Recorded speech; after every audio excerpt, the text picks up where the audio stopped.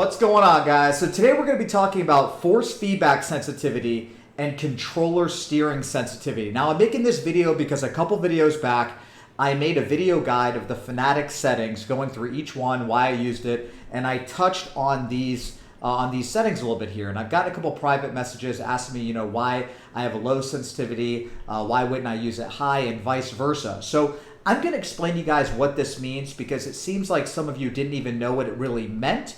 And it's important for you to know what these two functions do, because if you don't understand what sensitivity does, you might be hindering your performance on the track, okay? So controller steering sensitivity only has to do if you use a controller. So if you are using this controller, this applies to you. Force feedback sensitivity, that's obviously only for wheel users. If you have a wheel, that applies to you. So what does sensitivity do? This is what it does. Now notice right now I have it at +7. We're gonna go on the track and I'm gonna show you visually the difference between sensitivity. Now pay attention. Okay, we're gonna go on this turn. Let me make sure I get some light, hold on. This should be fine. Okay, so pay attention to the wheel. Now you should be able to see that. You can just look at the hands or whatever. You can see dead center right there in the red. Now I'm gonna go full rotation right and full rotation left, okay? Look at that. Now I am immediately turning left and right. Immediately. That's how fast he's responding, okay? Pay attention to that visually. Now watch this. I'm gonna do the same exact amount of time. Right for a couple seconds, go left for a couple seconds. Now watch, we're gonna go -2. Same thing, watch. Look at that. That's the same thing. Look how slow that is now. Do you see that? So, what sensitivity does, it's the same for the wheel, for force feedback sensitivity. Now we're gonna do the wheel in a second. This is gonna kind of blow your mind, right? So I was doing some testing the other day and this video accidentally got deleted. So if you guys want me to resubmit this video, I will. I was doing a comparison between the controller and the wheel in which I was faster. And I've come to understand that with the controller, that sensitivity that's right here, there's automatically like a pre-built dead zone, even if you have it at +7. So if you are using a controller, you really need to be at 7. I really suggest keeping it this high because you want to be able to turn this wheel as quick as you can to, counter-react, counter-steer, stop oversteer, so this way you can drive properly. Now, the difference is, there's a really big difference that was very interesting to me. So you can see that this is kind of slow, right? The amount that I can turn, that's as quick as I can go. Now watch this. Let's get the wheel going, okay? If I'm on the wheel, okay, now I have control, look at this. I can move way faster. So if I want to go from here to there, I can do it instantly. So the controller cannot move as fast as a wheel can. So that's why if like your back end's getting loose and you have a wheel, you can kind of like snap it really, really quick and you can kind of get the car, stable like quicker. Now, here's the flip side of that. Because you can move so much quicker, you're more prone to making mistakes. So you can mess up. So I mean, there's a part where it's a pro where you can be a little bit quicker, but then you can like mess up a little bit too much and you can, mess the car up. But I noticed that with that delay there with the controller, you see how smooth that is? When you're going around turns, that dead zone that's there, because that's delayed massively. I mean, you could hear by the time I click how big of a delay that is, right?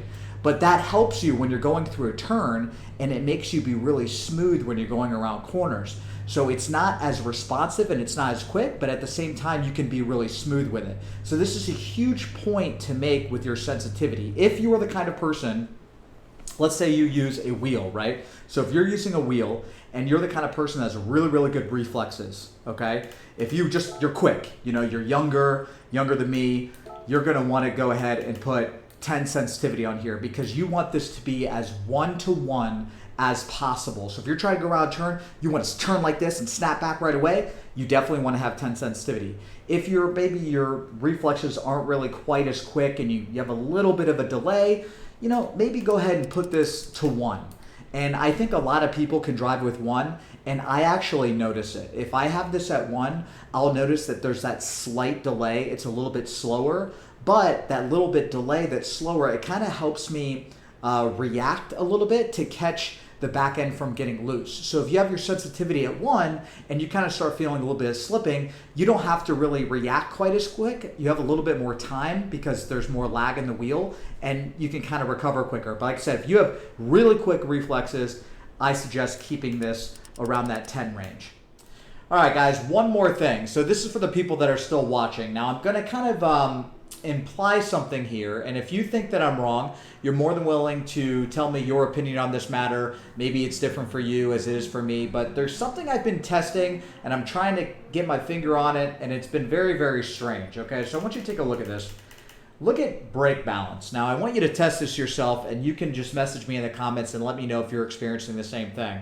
So generally speaking, if you guys don't know what brake balance is, what this will do is this kind of helps you with oversteer and understeer. Okay, now if you don't know what that is, you can watch my recent video that talks about oversteer and understeer, and you get an idea of what I'm talking about. So generally speaking, if you have a car with a lot of oversteer, kind of like the 458 Italia, the Ferrari, you would want this to be negative. So under braking, when you are braking into a corner, the car will not be as prone to oversteer and nosedive into the corner, and then you'll spin out. So having it negative makes it a lot easier under braking.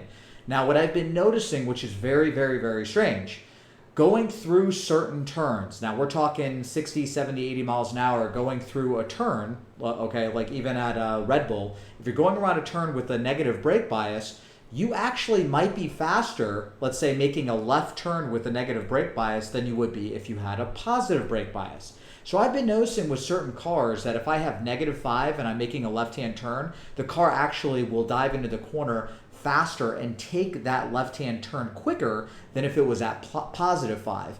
It used to not be like this. This is something that I've noticed that's happened recently, where I could be driving on the track and change my brake balance going into a turn, and it'll be quicker and it can handle a higher rate of speed depending on my brake balance.